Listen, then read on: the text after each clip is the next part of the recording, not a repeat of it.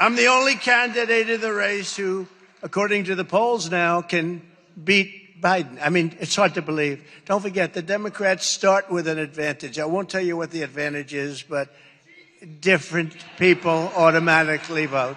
Trump destroys Biden's response to Hamas attack on Israel. Oh yeah, 2024 is coming, and so is Trump. And under Biden, the same people that attacked Israel, killing, raping, torturing, and maiming innocent civilians, are right now pouring into our once beautiful USA. I have to say that, once beautiful. So former President Trump begins addressing his strong position in the polls, claiming that he's the only candidate who can beat Biden. Now, it's very clear that former President Donald Trump is very confident in his abilities, and he believes that he has a winning track record. And who can blame him? Now, he also hints at the advantage that the Democrats might have without revealing it.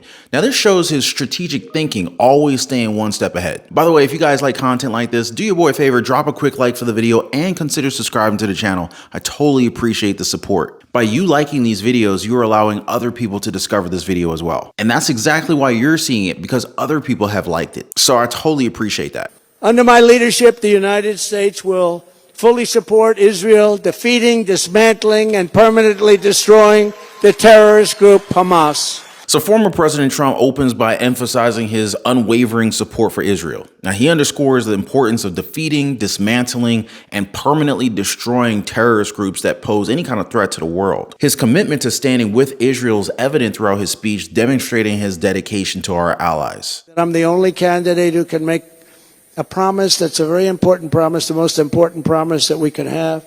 I will prevent World War III. And I'm glad it's such, because this is the worst microphone I think I've ever had. I hope you can hear me back there. Justin, don't pay the bill for this mic. I'm blowing out my voice talking to this stupid mic. This is the worst mic I've ever had. Trump takes a minute to thank his audience, specifically mentioning Justin, who is likely one of his supporters. His personal touch shows his appreciation for the people who stand by him, making his speeches feel more intimate and genuine. And then I don't pay a bill and they say, Trump doesn't pay his contractors, you know.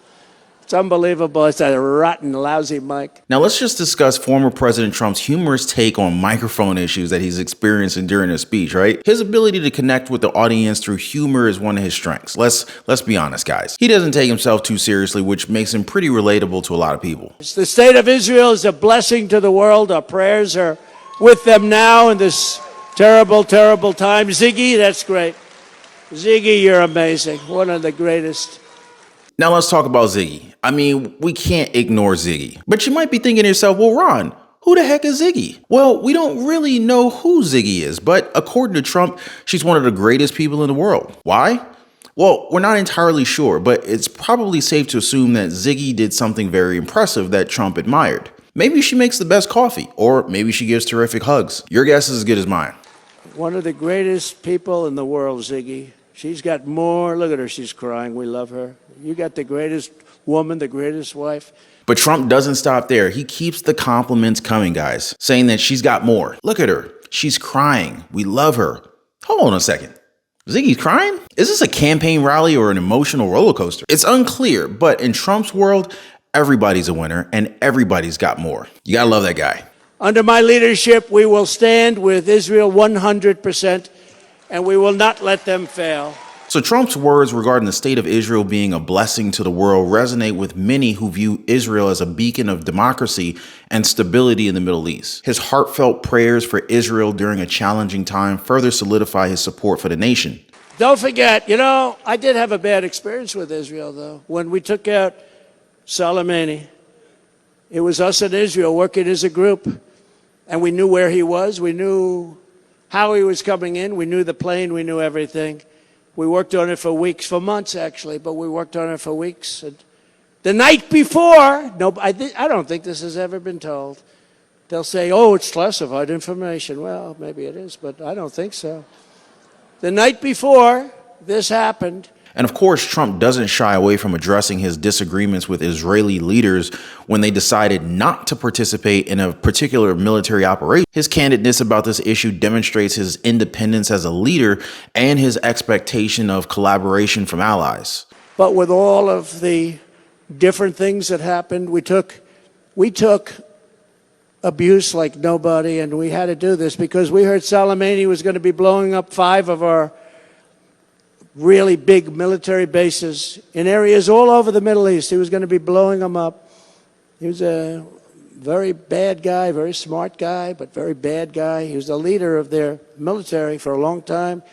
In fact, the Ayatollah, they were all afraid of him. I actually think they were happy when this happened, okay? I think they were happy.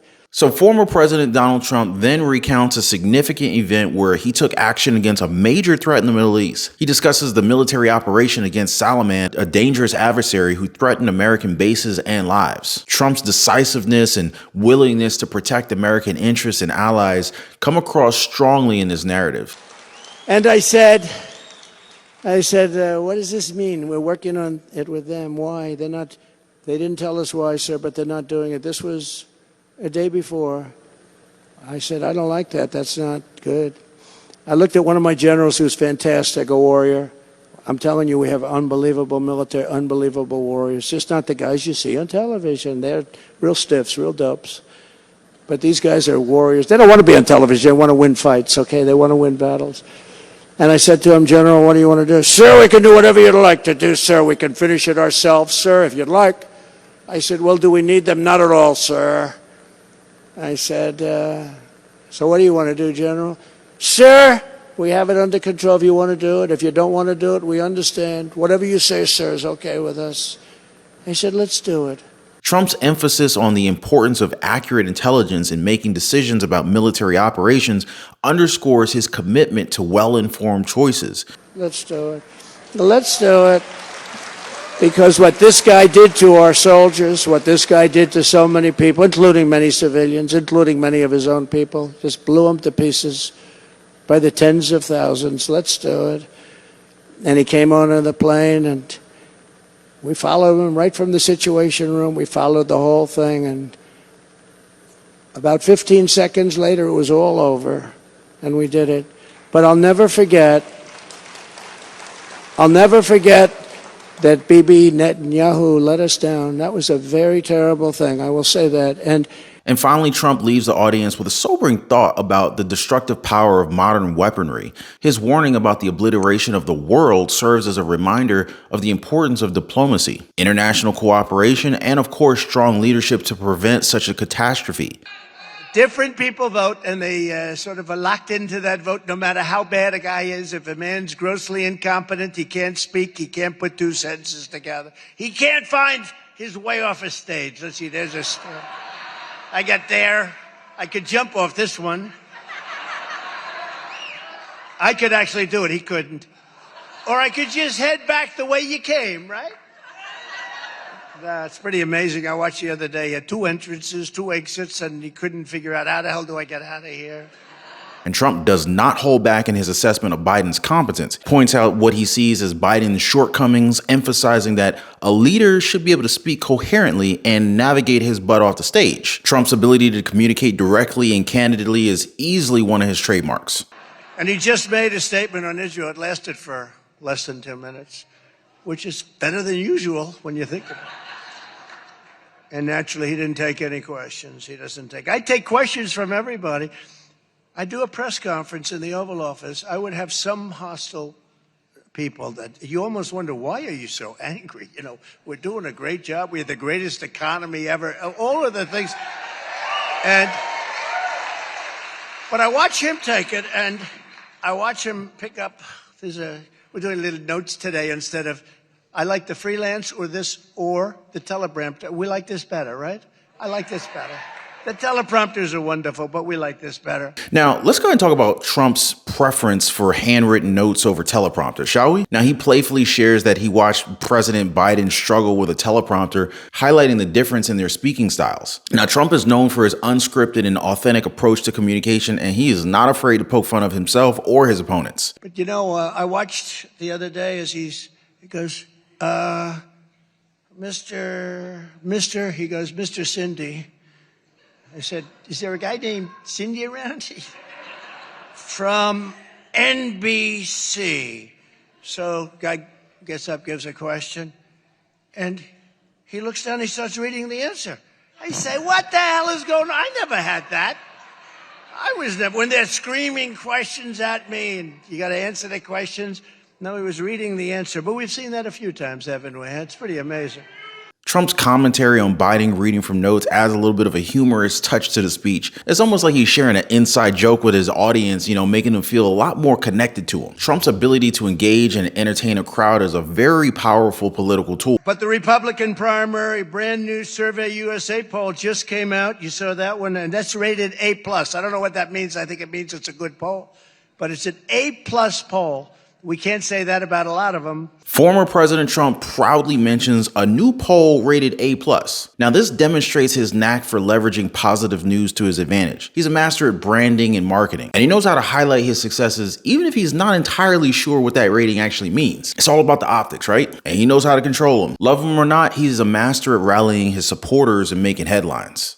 So when I see sometimes the intelligence, you talk about the intelligence, or you talk about some of the things that went wrong over the last week, they've got to straighten it out, because they're fighting potentially a very big force. They're fighting potentially Iran. And when they have people saying the wrong things, everything they say is being digested by these people, because they're vicious and they're smart. And boy, are they vicious, because nobody's ever seen the kind of sight that we've seen. Nobody's ever seen it. But they cannot play games. So we were disappointed by that, very disappointed, but we did the job ourselves, and it was absolute precision, magnificent, beautiful job. And of course, Trump couldn't ignore stressing the importance of strong leadership both in the United States and among its allies. He expressed concern that weak leadership could lead to devastating consequences on a global scale, hinting to the potential of World War III. And then Bibi tried to take credit for it. That wasn't good. That didn't make me feel too good, but that's all right. So they got to strengthen themselves up, because they're fighting a big force. And, Iran's got close to a 3 million person army, military. That's big stuff. That's no longer the minor leagues. We had them so in check, they wouldn't do a thing against us.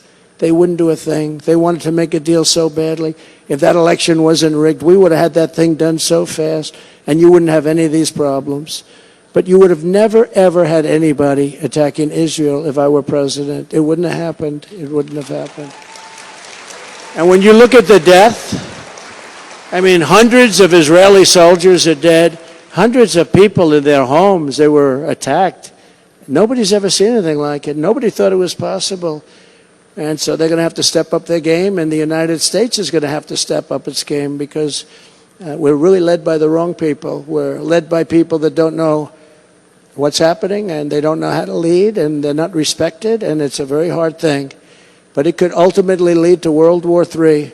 A man who's incapable, a man who's got virtually no brain, a man who shouldn't be in that position could very well lead us into World War III, and this is weaponry, the likes of which nobody in this room can even imagine. Weaponry that's so powerful that it's the obliteration of the world. It could be the obliteration of the world. I don't know, guys. Love him or not, his unique approach to leadership, to communication, it's definitely left a mark on American politics. And that's my take on this one, guys. If you guys enjoyed this video, if you made it this far, drop a quick like for the video. Also subscribe to the channel. Check out my previous videos, and I'm going to catch you guys on the next one.